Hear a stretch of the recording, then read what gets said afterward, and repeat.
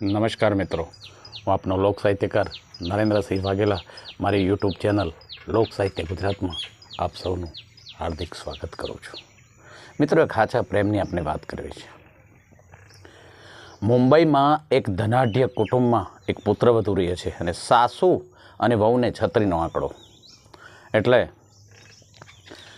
સવારના બરોબર 10 વાગે એક નામી વકીલની ઓફિસમાં ફોનની ઘંટડી રણકે છે.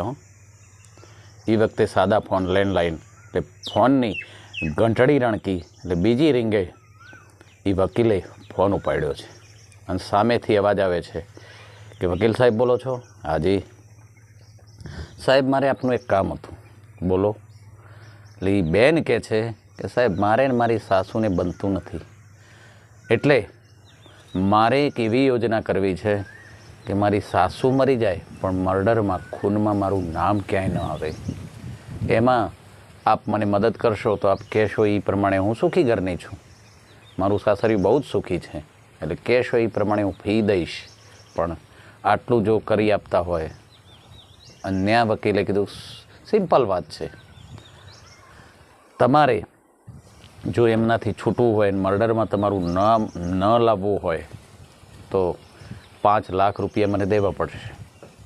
એટલે ઓલી પુત્રવધુ કહે છે કાંઈ વાંધો નહીં સાહેબ, પણ જોજો હો, ક્યાંય ખૂનમાં મારી ઉપર શક કે નામ ન આવે.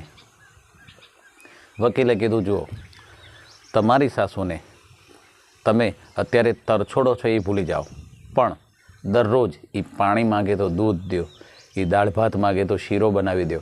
એને એટલો બધો પ્રેમ એની ઉપર એટલો બધો પ્રેમ વરસાવો કે એ ખુશ થઈ જાય. અને 6 મહિના આ રીતે પ્રયોગ કરશો અને પછી હું તમને જે સલાહ દઉં ને એ પ્રમાણે તમારે કરવાનું. તમારી સાસુનું કાસળ નીકળી જશે અને તમારું ક્યાંય નામય નહીં આવે. પણ શરત એટલી કે તમારે 6 મહિના સુધી એમને પ્રેમ કરવો પડશે. અને ઓલી પુત્રવધુ તૈયાર થઈ ગઈ. કાંઈ વાંધો નહીં સાહેબ, 6 મહિના જ કરવા છે ને, કાંઈ વાંધો નહીં. અને વકીલે કીધું એ પ્રમાણે એને વર્તવાનું ચાલુ કર્યું અને સાસુમાના પગ દાબી દે. ના કે સાસુમાં તો એ જબરદસ્તીથી લાવબા, તમારા પગ તૂટતા છે, તમારી ઉંમર થઈ ગઈ, પગ દાબી દે. પાણી માગે તો દૂધ દે, દાળ ભાત કે પોચી ભાખરી માગે તો ખીર કરી આપે, શીરો કરી આપે. આવું સરસ વાતાવરણ ઘરમાં થઈ ગયું. અને પછી ઘટના એવી ઘટી કે 6 મહિનાનો સમય વીતતા વાર ન લાગી મિત્રો. અને ઓલા બેનનો ફોન ન ગયો.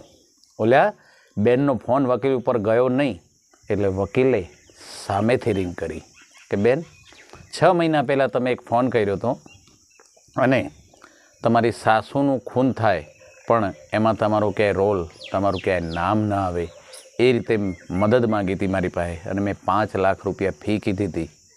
એટલે હવે 6 મહિના થઈ ગયા છે. હવે તમારે એવું કરવાનું છે કે તમારી સાસુને તરછોડી દો. હવે એને પ્રેમ આપવાનું બંધ કરી દો. હવે એને એટલી બધી તરછોડો કારણ કે પ્રેમની હેવાઈ થઈ ગઈ છે.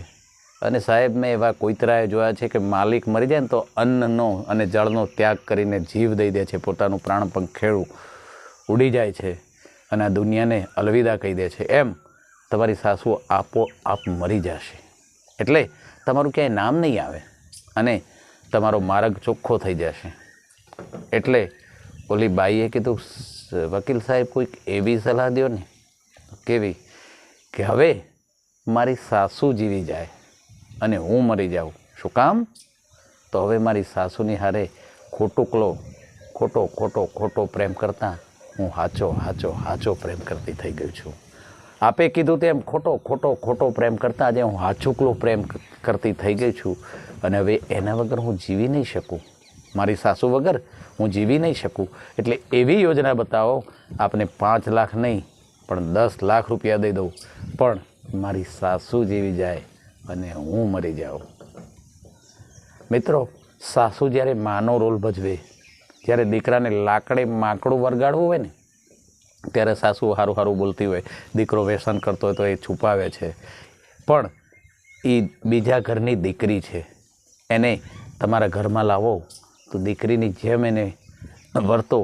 અને દીકરી બનીને આવેલી વહુ જો મા અને બાપ સાસુને અને સસરાને સમજી જાય ને તો તો દુનિયાના તમામ વિટમણાઓ, તમામ દુઃખો દૂર થઈ જાય.